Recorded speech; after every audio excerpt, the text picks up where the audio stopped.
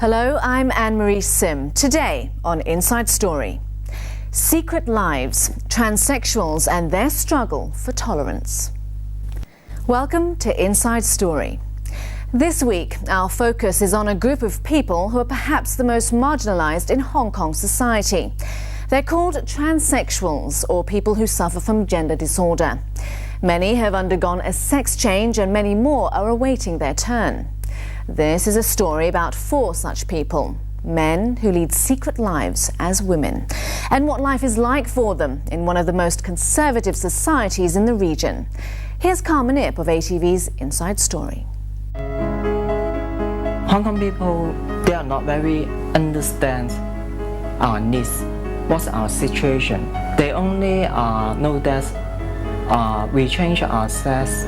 You know, the size is quite high and hairy, the foot and the hands, but they wear the dressing is the lady dress. It's a bit weird. It probably is a little bit abnormal. I do think Hong Kong people is quite open. I do think they will accept it. We are not perverts. We are no different from them. We just had a medical condition. The term "人妖." I don't accept this term because I think that I'm not make use my identity to earn money to be a performer. We are just like to being a normal girl to live for the rest of our life.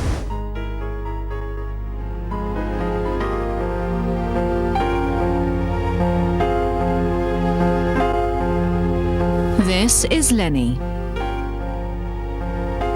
I remember that in my childhood, I tried to buy some makeup toy for myself, and then my auntie discovered that and take the toys away. I feel a little bit strange. Not my identity, but why my auntie don't prefer me to play the makeup toy. Lenny feels and looks like a woman, except physically she's not. She is actually a he. Lenny, 33, is a transsexual. As a young child, Lenny felt closer to girls than boys. I always like to accompany with the girls rather than the boys. But in school, many boys may laugh at me as they would claim that I'm gay, or using some horrible terms. What's gay lo Ace. Life only got worse after college. I think I feel very depressed in my workplace because I really feel much disturbance, I think, or harassment on me. First, they always call me gay. I must put on this kind of shirts, but make me very uncomfortable. I find it very terrible for me. Yes, I like a monster. Unlike in Hong Kong, transsexuals are more visible in some Asian societies. In Thailand, there are even beauty contests for them.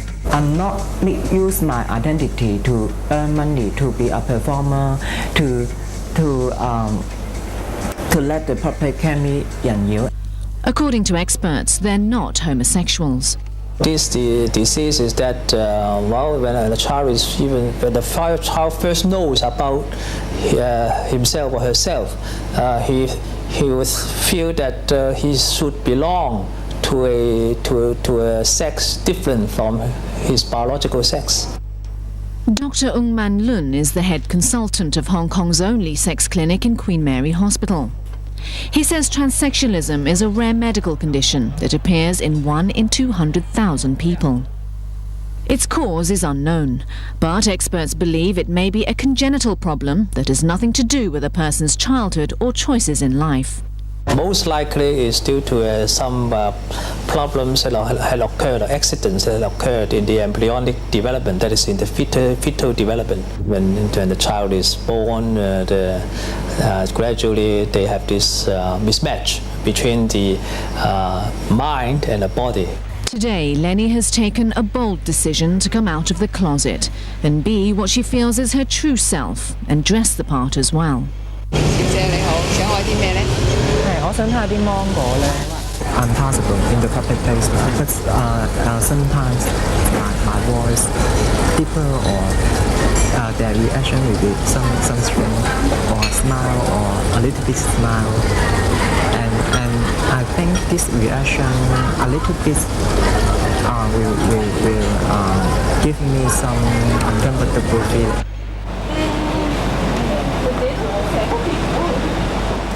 The next time her friends saw her, they couldn't quite believe their eyes.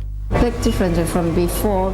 She looked like more beautiful and happy. For me, it's not quite shock. She's quite beautiful. She looked like a lady more than me. Before I wants to see the friends.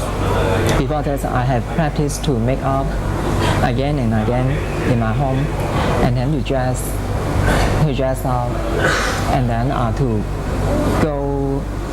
go around in the streets alone to see what's the reaction the public has. But the one reaction Lenny dreaded the most came from the people closest to her. In a restaurant, I have put high heel shoes to join the family gathering, but my parents are a little bit. They can't. I think they can't handle the situation. To make it easier for her parents, embarrassed about a son in a girl's clothes, she decided to move out. Now she lives alone. Not very supportive in the family. I feel I'm a stranger in the family. It's very sad.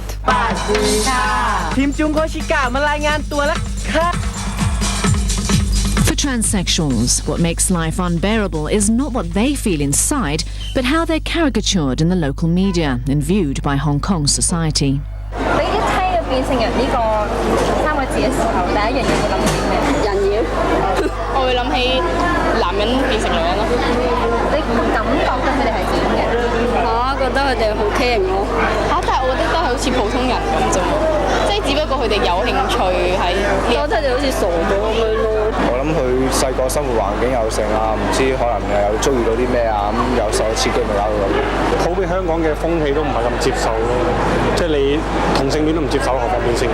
咁你變咗都唔能夠變翻真正嘅男人，唔能夠真正嘅女人，係咪？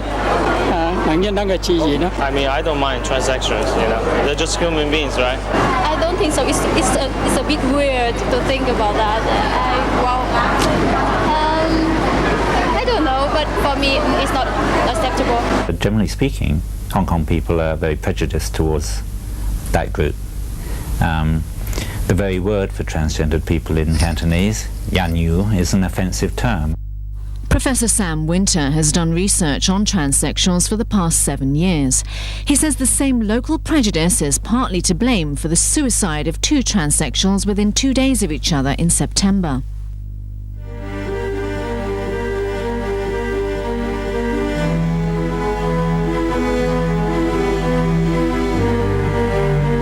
Louise Chan used to live here. She worked in a beauty salon.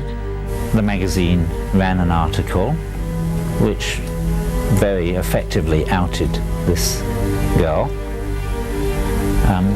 and she lost her job. I think that magazine article played a very important part in the hardships that she suffered in that last year of her life. A year later, she burnt charcoal to end her life. Sasha Moon jumped from this building in front of her boyfriend. Around 10 o'clock, I was in my bathroom and I heard a noise of kind of horror, and the firemen were looking up, and the next thing I just saw the girl past my bathroom window and fell onto the first floor of the block. For whatever reason, she took the very brave step of telling him that she was transgendered. His inability to accept that fact, his apparent unwillingness even to talk to her, prompted her suicide. The inability of society to respect and accept, to basically handle just another aspect of human diversity. That's what these suicides reflect. But many transgender people learn to live with that prejudice by leading secretive lives, isolated lives.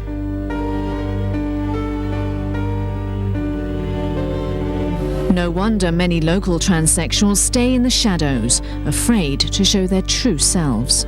This one time I just like to go and go to a shopping mall, and maybe I don't really appear like a girl. So there's a guy shouting me, they call me 人妖. So I feel quite embarrassed. Joanne has been taking hormones without a doctor's prescription to soften her masculine features. I feel very uncomfortable with my male body, so I just want to be more feminine. I don't even like my sexual reaction, so hormones can limit my sexual reaction.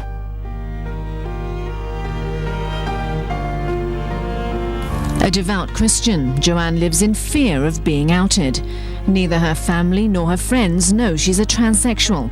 In the office, she dresses up as a man. When I dress up like a girl and walk on the street, the most thing I worry about is that there's people still can recognize my real identity, that I'm not a real girl, and that will make me feel embarrassing. And also worry about that my family will know about my problem. Every day I have to act like a man. Now Joanne is facing a tough choice: live in a man's body forever or get a sex change and risk rejection. I don't feel quite satisfied with my appearance. I don't really look like a girl in my normal dressing. There's a lot of sisters like me that they commit suicide after the operation, so I feel quite worried about that. I cannot decide to do the operation at the moment. It's more easy that I live like a man, but I feel very uncomfortable every day.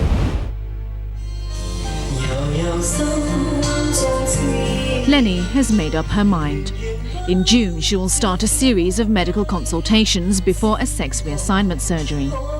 The organs always give me some bad feeling. Always remind me you are not the identity you want. The operation is a beginning, not the end.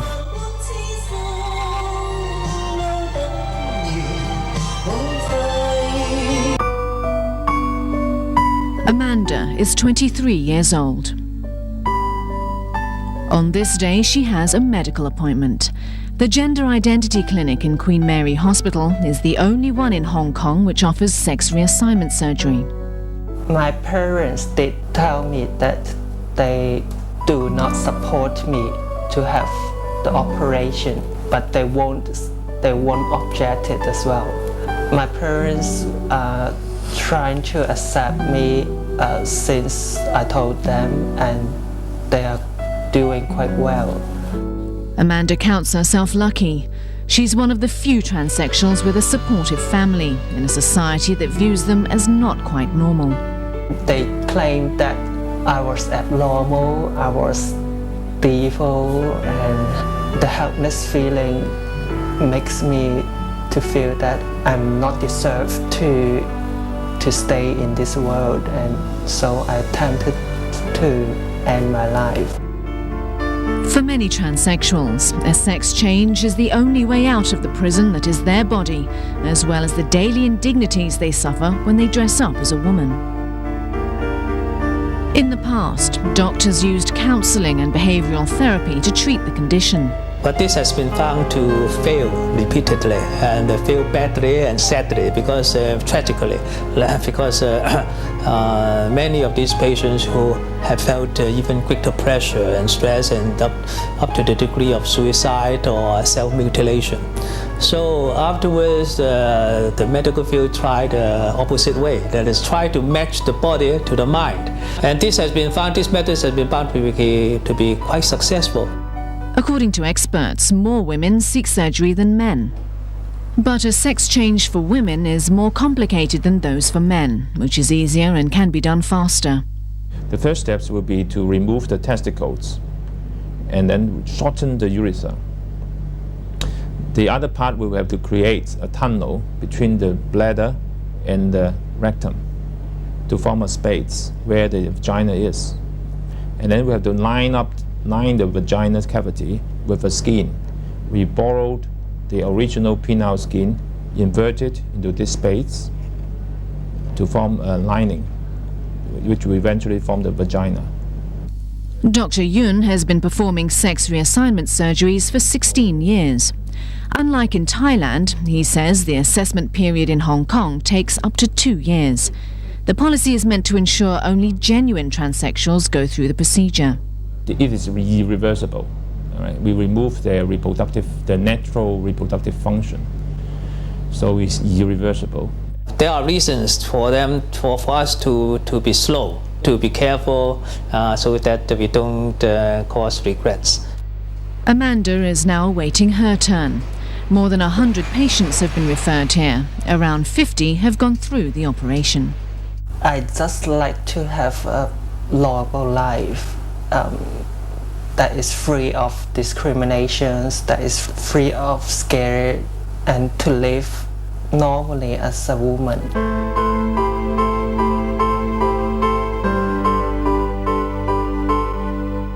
But the road has not always been smooth for those who have taken the final step.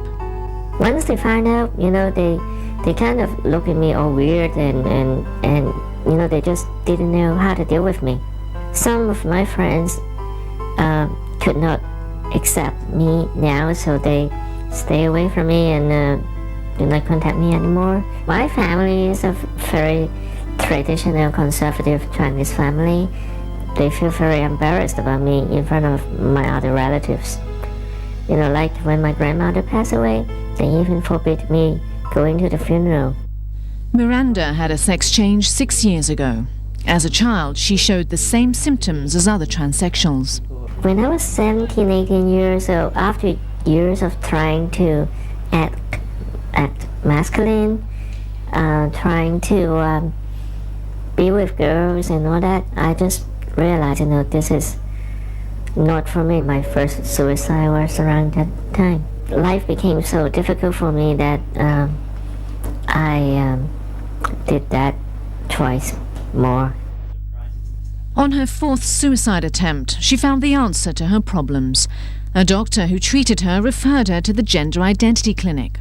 After surgery, I was like, oh my God, it was so painful. But at the same time, I was so happy, so I think my happiness kind of helped me overcome the pain. It was a very, very important step in my life. But the biggest obstacle to a normal life as a transgender has always remained the same. I really wanted to make people, especially people here in Hong Kong, to understand that we are not perverts. Society thinks that transsexuals are freaks, and it is almost like a freak show to them. When I was at my first job, and they gave you this really disgusted look. In Hong Kong, there is no legislation that outlaws discrimination against transsexuals. Amanda works as a computer programmer in an office that once tried to get rid of her. They tried to persuade me to leave the company by offering me some plans, like giving me some amount of money and to ask me to leave the company, and I actually refused. On driving licenses, passports, ID cards and academic certificates, transsexuals are identified in the name and gender of their choice, but not on the most crucial document, their birth certificate. Because of the birth certificate gender, we cannot get married because in Hong Kong, same-sex marriage is still not allowed. If we get married, we will be considered same-sex marriage. Any attempt to amend a birth certificate to reflect a new gender is bound to come up against formidable opposition from the Catholic Church. A person is born either as a man or a woman. That's something determined at birth. So there's no question of changing one's sex later in life.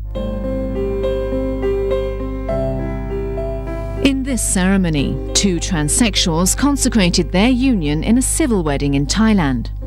The Hong Kong Catholic Diocese views same-sex marriage as immoral. In the past, he was a man, okay? And even now, after the so-called operation, he remains a man. So if now, considering himself to be already have become a woman, and he wishes to get married and marry a man, then we will see a problem. The church wouldn't allow that. The church is also firm in its opposition to a sex change, even cross-dressing. Such an operation is wrong, according to the Catholic Church. For a person to behave, to conduct himself or herself as a person of the opposite sex, let's say in dressing or another behavior, that we will see a problem here. Let's compare with China. What you see is an increasing number of Chinese provinces actually allowing transgendered people to change their legal status, at least after they've had sex reassignment surgery. Oh, but in the Philippines too, transgendered people, again those who've undergone sex reassignment surgery, can go to regional courts and argue their case for a change in legal status. For many transsexuals, a birth certificate is more than a piece of paper, but a reminder of a past many prefer to keep a secret forever. When you meet someone, would you tell them that you have such a history? In my former relationship, I did not tell him, and he did not find out. You know, that's always a dilemma because you want to be honest with the one you love, and you will be worried about if you tell him about it, even though if he said he's okay with it, somehow someday he might use this against you. For Lenny, she's made up her mind to get a sex change and say goodbye to a life as a man and complete her transition into a woman.